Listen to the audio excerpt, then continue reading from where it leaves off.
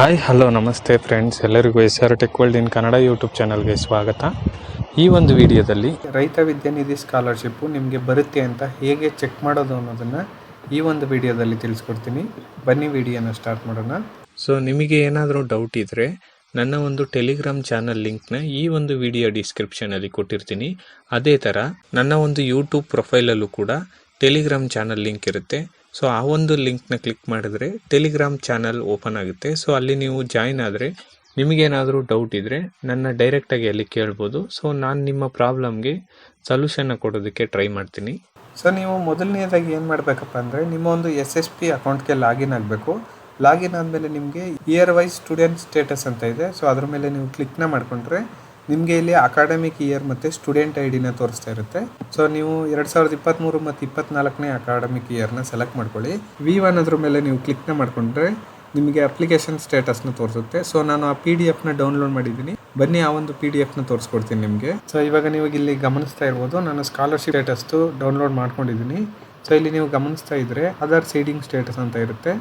ನಿಮ್ಮ ಆಧಾರ್ ಕಾರ್ಡ್ ಏನಾದರೂ ನಿಮ್ಮ ಬ್ಯಾಂಕ್ಗೆ ಆಧಾರ್ ಸೀಡಿಂಗ್ ಆಗಿಲ್ಲ ಅಂದರೆ ಇಲ್ಲಿ ಆಧಾರ್ ಸೀಡೆಡ್ ವಿತ್ ಬ್ಯಾಂಕ್ ಅಂತ ಆಪ್ಷನ್ ಇದೆಯಲ್ಲ, ಸೊ ಇಲ್ಲಿ ನೋ ಅಂತ ಬರುತ್ತೆ. ಆಧಾರ್ ಸೀಡಿಂಗ್ ಆಗಿದ್ರೆ ಎಸ್ ಅಂತ ಬರುತ್ತೆ. ಅದೇ ಥರ ನಿಮ್ಮ ಬ್ಯಾಂಕ್ ನೇಮ್ ಮತ್ತು ಬ್ರಾಂಚ್ ನೇಮ್ ಇರುತ್ತೆ. ಅದಾದಮೇಲೆ ನೇಮ್ ಮ್ಯಾಚಿಂಗ್ ರಿಸಲ್ಟ್ ಅಂದರೆ ನಿಮ್ಮ ಆಧಾರ್ ಕಾರ್ಡಲ್ಲಿರೋ ನೇಮ್ ಮತ್ತು ನಿಮ್ಮ SSP ಸ್ಕಾಲರ್ಶಿಪ್ ಅಪ್ಲಿಕೇಶನಲ್ಲಿರೋ ನೇಮ್, ಅದೇ ಥರ ನಿಮ್ಮ ಕಾಲೇಜಲ್ಲಿ ನೇಮ್ ಎಲ್ಲ ಸೇಮ್ ಇದೆ ಅಂತ ಚೆಕ್ ಮಾಡಿ ಈ ಒಂದು ಆಪ್ಷನ್ನ ಕೊಟ್ಟಿರ್ತಾರೆ. ಸೊ ಇಲ್ಲಿ ನೇಮ್ ಮ್ಯಾಚಿಂಗ್ ವಿತ್ ಆಧಾರ್ ಅಂತ ಇದ್ದರೆ ಸೊ ಯಾವುದೇ ಪ್ರಾಬ್ಲಮ್ ಇರೋದಿಲ್ಲ. ಅದಾದಮೇಲೆ ನಿಮಗೆ ಅಪ್ಲಿಕೇಶನ್ ವೆರಿಫಿಕೇಷನ್ ಸ್ಟೇಟಸ್ ಅಂತ ಇದೆ. ಸೊ ಅಪ್ಲಿಕೇಶನ್ ವೆರಿಫಿಕೇಷನ್ ಸ್ಟೇಟಸಲ್ಲಿ ಯಾರಿಗೆಲ್ಲ ಫಸ್ಟ್ ಲೆವೆಲಲ್ಲಿ ಡಿಪಾರ್ಟ್ಮೆಂಟ್ ಆಫ್ ಅಗ್ರಿಕಲ್ಚರ್ ಅಂತ ಇದೆ, ಸೊ ಅಂಥವರಿಗೆ ಮಾತ್ರ ರೈತ ವಿದ್ಯಾನಿಧಿ ಸ್ಕಾಲರ್ಶಿಪ್ ಬರುತ್ತೆ. ಸೊ ಇಲ್ಲಿ ನೀವು ಗಮನಿಸ್ತಾ ಇರ್ಬೋದು ಡಿಪಾರ್ಟ್ಮೆಂಟ್ ಆಫ್ ಅಗ್ರಿಕಲ್ಚರ್ ಅಂತ ಇದೆ. ಸೊ ಅಪ್ಲಿಕೇಶನ್ ವೆರಿಫೈಡು ಎಸ್ ಅಂತ ಇದೆ. ಅದೇ ಥರ ಅಪ್ರೂವ್ಡ್ ಆ್ಯಸ್ ಎಲಿಜಿಬಲ್ ಅಂತ ಇದೆ, ಎಸ್ ಅಂತ ಇದೆ.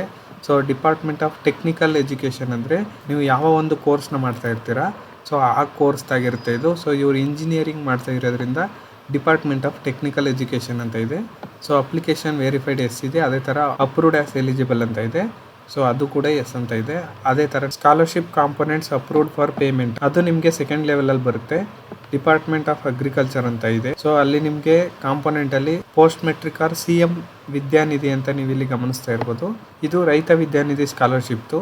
ಅದೇ ಥರ ಅಪ್ರೂವ್ಡ್ ಅಂತ ಇದೆ. ಸೊ ಅಲ್ಲಿ ಎಸ್ ಅಂತ ಇದೆ. ಅಮೌಂಟ್ ಎಷ್ಟಪ್ಪ ಅಂದರೆ 11,000 ರೂಪಾಯಿ ಇದೆ. ಅದೇ ಥರ ಡಿಪಾರ್ಟ್ಮೆಂಟ್ ಆಫ್ ಟೆಕ್ನಿಕಲ್ ಎಜುಕೇಷನ್ ಇದೆ. ಫೀಸ್ ಕನ್ಸೆಷನ್ ಕೊಟ್ಟಿದ್ದಾರೆ.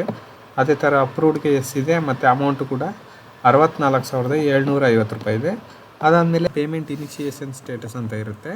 ಸೊ ಡಿಪಾರ್ಟ್ಮೆಂಟ್ ಆಫ್ ಅಗ್ರಿಕಲ್ಚರ್ದು ಪುಷ್ ಟು DBT ಎಸ್ ಆಗಿದೆ ನೋ ಆಗಿದೆ ಅಂತ ಕೊಟ್ಟಿರ್ತಾರೆ. ಸೊ ಇಲ್ಲಿ ಪುಷ್ ಟು DBT ಎಸ್ ಇದೆ. ಸೊ ಅಮೌಂಟು ಕೂಡ ಎಷ್ಟು ಅಂತ ತೋರಿಸಿದ್ದಾರೆ. ಅದೇ ಥರ ನಿಮ್ಮ ಡಿಪಾರ್ಟ್ಮೆಂಟ್ ಆಫ್ ಟೆಕ್ನಿಕಲ್ ಎಜುಕೇಷನ್ ಅಂತ ಇದೆ. ಸೊ ಇಲ್ಲಿ ವಿದ್ಯಾಸಿರಿ ಅನ್ನೋದು ನಿಮಗೆ ಹಾಸ್ಟೆಲಲ್ಲಿ ಇರ್ತಕ್ಕಂಥ ವಿದ್ಯಾರ್ಥಿಗಳಿಗೆ ಬರೋದು. ಸೊ ಅದು ನೋ ಅಂತ ಇದೆ. ಅದೇ ಥರ fees amount push to DBT ಅಂದರೆ ನಿಮ್ಮ ಸ್ಕಾಲರ್ಶಿಪ್ಪು ಅದು ಎಸ್ ಇದೆ. ಅದೇ ಥರ ನಿಮಗೆ 4th ಲೆವೆಲಲ್ಲಿ ನಿಮಗೆ ಪೇಮೆಂಟ್ ಸ್ಟೇಟಸ್ ಇನ್ DBT ಅಂತ ಬರುತ್ತೆ. ಸೊ ಸ್ಟೇಟಸ್ನ ತೋರಿಸ್ತಾ ಇದೆ. ಡಿಪಾರ್ಟ್ಮೆಂಟ್ ಆಫ್ ಅಗ್ರಿಕಲ್ಚರ್ ಅಂದರೆ CM ರೈತ ವಿದ್ಯಾನಿಧಿ ಸ್ಕಾಲರ್ಶಿಪ್ತು payment approved by DDO in DBT ಅಂತ ಇದೆ, ಎಸ್ ಅಂತ ಇದೆ. ಅದೇ ಥರ payment response received from DBT yes ಅಂತ ಇದೆ. ಅಮೌಂಟು 11,000 ರೂಪಾಯಿನ ಮೆನ್ಷನ್ ಮಾಡಿದ್ದಾರೆ. ಅದಾದಮೇಲೆ ನಿಮಗೆ ಲಾಸ್ಟ್ ಸ್ಟೆಪ್ಪಲ್ಲಿ ಪೇಮೆಂಟ್ ಡೀಟೇಲ್ಸ್ ಕೊಟ್ಟಿರ್ತಾರೆ. ಸೊ ನಿಮಗೇನಾದರೂ ಅಪ್ರೂವ್ ಆಗಿ ಅಮೌಂಟ್ ಎಲ್ಲ ಸ್ಯಾಂಕ್ಷನ್ ಆದರೆ ನಿಮಗೆ ಇಲ್ಲಿ ಪೇಮೆಂಟ್ ಡೀಟೇಲ್ಸ್ನ ಅಪ್ರೂವ್ ಮಾಡ್ತಾರೆ. ಸೊ ಸುಮಾರು ಜನ ನನಗೆ ಕೇಳ್ತಾ ಇದ್ರು ರೈತ ವಿದ್ಯಾನಿಧಿ ಸ್ಕಾಲರ್ಶಿಪ್ದು ಸ್ಟೇಟಸ್ ಹೇಗೆ ಚೆಕ್ ಮಾಡೋದು ಅಂತ. ಸೊ ಇದಾಗಿತ್ತು ಇವತ್ತಿನ ವಿಡಿಯೋ ಫ್ರೆಂಡ್ಸ್.